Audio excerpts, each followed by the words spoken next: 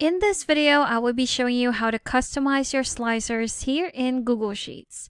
So your slicers are these interactive filters that you can easily insert on any part of your spreadsheet. You can click on them, resize, reposition. That's how interactive they are. You can change the column that you want to edit depending on what you need. And if I try and edit this by region, go to all right here, filter by values. I'm just going to clear everything that's selected, and I want the table to just show all the sales from the Southwest America region. If I click on OK, here we have them. Now we can also customize the look of our slicer just so that it can blend in with the rest of our data. So what I want to do is to have the background color the same color as my table headers right here. Also with our font style. So let's go ahead and do that. So to edit your slicers, just click on them, then go to the ellipsis on the right side. Click on Edit Slicer at the top, and here we have it. So we have two tabs here. We have our first one, which is our data, where our range, our column, and our Apply to Pivot Table options are located. Then we have our Customize tab, where we can change the title, the font, the size, the format, text color, and background color of our slicer.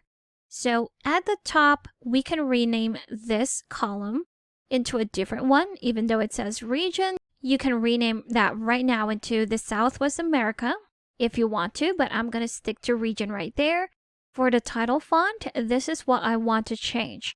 So you'll see that our font style for our data is currently Arvo, but for our slicer, that's Roboto. So if we change that, just click on the arrow down and select your font style. And if we want to resize it, we can do so right here. I'm just going to put it in 12.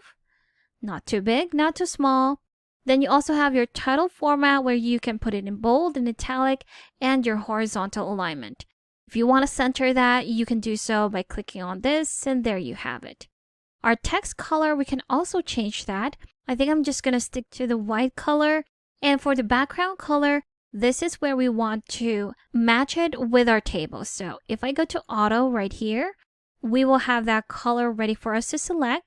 But if you're not sure if that is the same color, just go to the eyedropper tool right here, click on that, hover over the header part of your table, and there you have it. So now we have formatted our slicer to have the same look with the rest of our data right there. So that's how you can customize your slicers here in Google Sheets.